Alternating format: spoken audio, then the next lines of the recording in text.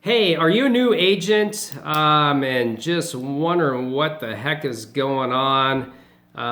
Did you get in the right profession? Are you scared? What to do? Where to go next? What should I try? Don't feel bad, okay? I was there and I'm still kind of there. I think I'm kind of breaking through a little bit. I am a newer agent. I've only been in the business now for about 4 months. And I've been thinking about this. And the reason why I've been thinking about it is I get bombarded daily on Facebook with ads about the next greatest sales pitch or marketing campaign or pay for this or pay for that. And most of it seems to come from, I guess what I'm saying, I'm almost skeptical because there's so much of it and everybody's doing great on these videos. They've been in the business 15 years and they're selling 150 homes a year. And I just wanted to talk to you more on just like, hey man, this is a real guy, like newer agent, and if I can give you a little bit of advice, kind of where I felt the first couple months and what I feel like today. Maybe you can get something out. Maybe it'll help you get through some tough times. That's what where I'm trying to go with this. So again, Corey Raivio, been in the business right at about 4 months. Got my real estate license right first, like end of October, 1st November 2018. I'm from Coeur d'Alene, Idaho. So that is northern Idaho. And I got to say that literally the first probably month after getting my license, man, it was like, what to do, man? I just got so much stuff thrown at me. You had to go here to MLS and you got to write a, $600-800 check for this and insurance and business cards. And it literally, I think it took me probably 3 weeks just to, even where I even felt comfortable even making a call. I was just like absolutely, the lack of confidence was unbelievable. And this is coming from somebody that was in the automobile industry. For over 13 years, I was a manager, a sales trainer at a very large dealership. Some of this stuff I understand, but I was just such a new business, and you almost feel alone at some point. That's, I think, very normal, okay? Then I felt like, okay, I'm starting to understand some of the computer and the websites and some of this MLS and CMAs. I got to start jumping in. So, of course, I jumped right into my sphere. You get in your phone, you start going right through A all the way down to Z, and you start calling your friends and family and kind of let them know what the heck you're doing, okay? I did that. I guess I thought I would get more of we're looking to buy, or we're looking to sell. I guess in my own mind, I thought that. However, that's definitely not the case. This isn't like selling cars. It's not a today type deal. This can be, it could be a couple months. It could be, a couple years, or who knows? It could be freaking 2 decades before somebody does something. So it's really about creating the relationships. Yes, I got my sphere. Yes, I'll continue to talk to him. Yes, I'll continue to market. But for me, I'm not going to be able to make this real estate business work just off my sphere. Okay, that is not going to happen. Okay, so it's going to require me to generate my own leads. Bottom line, I can pay for them. I can go to Zillow, pay. I don't want to do that. I absolutely do not want to give any money to Zillow or any of those companies. I'm not into it. So what I have been doing, I really jumped on the social media thing right away. It's free, okay? Do something. I was never a big social media guy. I'd post pictures of my friends or family or whatever, vacation pictures. But for business, no. I did create my own business page. And I started, adding people to it, having them like my page, and I started sharing videos. Okay, I would highly recommend doing that. Again, it is free. It gets your name out there. It's exposure. You continue to remind your friends that like your page, again, what you do. Okay, and I think that's part of this business. The long term is to stay in front of people all the time. So if the word real estate or buy, sell, home pops up, your name pops up. If something ever comes up where somebody's buying or selling a home, it's like, boom, I just seen Corey's video yesterday, or, so that's, I think, the key. It's a long-term business, and we got to get the snowball going, okay? So I'd highly recommend that.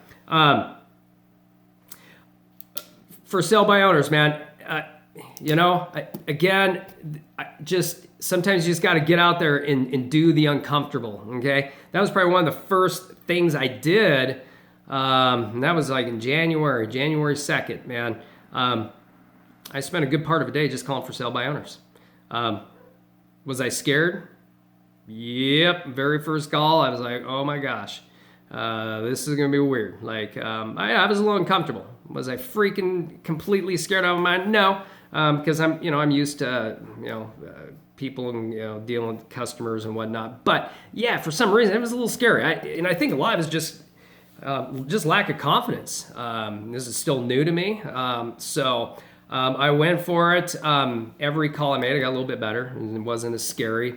People weren't as mean as I thought they may be before I made the first call. Okay, so have I got anything out of for sale by owners? No, but every time you make a call, every time you talk to somebody and you tell them who you are, I'm a true believer that, again, that's marketing. It's getting your name out there. These for sale by owners, they hear your name. If they start hearing your name and they see your sign, and whether it's this house or it's a house 2 years from now that maybe they can't sell, or they need, or they want to buy a new home, again, it's getting out there, it's talking to people, it's getting your name out there. So I don't mind doing it. And again, I've never had anybody that mean to me. Most people have been pretty cool. So open houses, huge. Okay, same thing. Very first one I did, I was like, oh my gosh, what happens if I have like 100 people show up?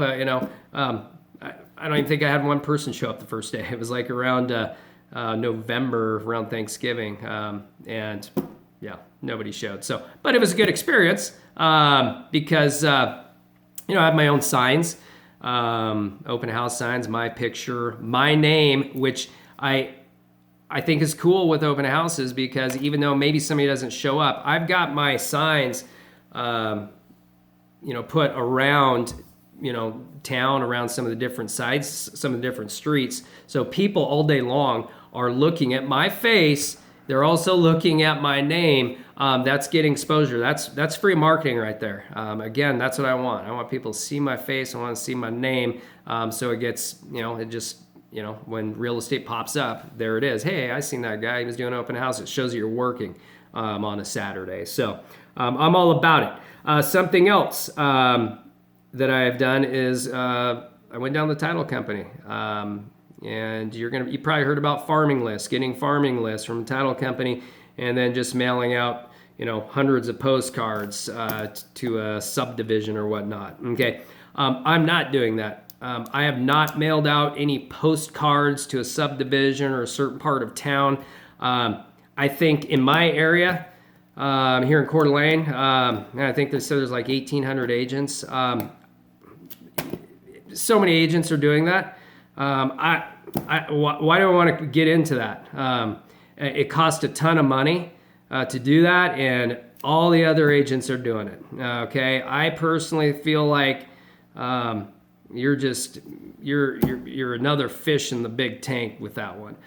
What I'm doing is actually getting the farming list, but I'm doing the uncomfortable. I'm not just mailing them a card. I'm actually calling these people up. Cold calling, okay?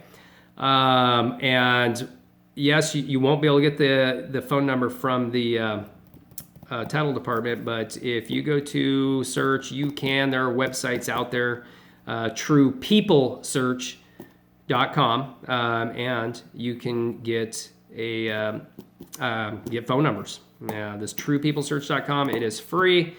I would check the address against the MLS to make sure that that home is not listed. Just, out of courtesy. I found out the hard way. So, but yes, check with the MLS. But yeah, just cold calling. When I'm making these cold calls, I'm definitely not asking the customer if they're looking to buy or sell their home.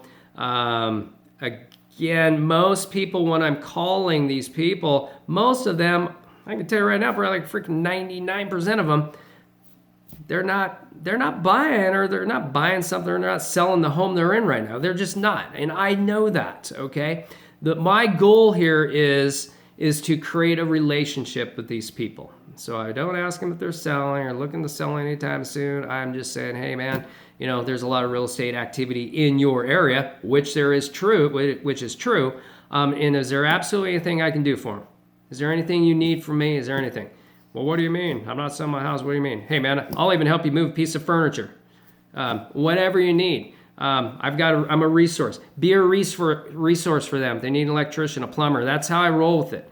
And a lot of times people won't even ask. They'll just be like, no, yeah, we're not selling right now. And then I just say, hey, if you were to sell, and I know you're not right now, but maybe 3, 5, 10 years down the road, is there a certain realtor that you would call in Coeur d'Alene? And most people, a lot of them will say no. And if they say no, I just say, hey man, I'd love the opportunity to work with you in the future if something did come up. Could I stay in contact with you? And a lot of people, you'll feel it early in the call if you have a connection. A lot of people say, yeah, that's fine. Yeah, you can stay in contact with me. Great. What's your email? Boom. If I get an email, that is a win. Database. Make sure you have a database. All these people go into my database, a CRM, customer relationship manager. They're in there, name, phone number. If I got an address, perfect. Email, man, I want an email address. This is going to make my life so easy. Once I have an email address, they're in my CRM. They're going to get a message, an email from Corey Raivio at least once a month for the rest of their life, okay? They're going to see my name every single month, at least every month, guaranteed for the rest of their life. If they open that up, they're also going to see my picture again, and there's going to be some information. I'm going to provide them with some valuable information. So that is my goal. I want to fill this database up so much. Okay, so this again, it's a long term. I'm building my business. Yes, I will come across people making these calls that are going to be selling. I've got some people on my list that I got to follow up with, that I am working with right now, just based on this cold call stuff. Okay, it is going to snowball. I've only been doing this for a couple months. Okay, it's going to work. So, anyways, I'm looking at these activities. Okay, and I'm also human. Okay, there's some days I'm not doing some of these activities that are generating and building my business, and and I ask myself why. Like why don't I do it? Or why haven't I did it, or whatever. And it's not because I'm not a hard worker. I've always been a hard worker. I get up every morning, like 5:30, 6 o'clock in the morning. I'm up. I'm very routine. But it's just some days, like, man, I don't know what it is. And I think it really comes down to, the only thing I can think about, and just by talking to others a lot of times, is I think it comes down to fear.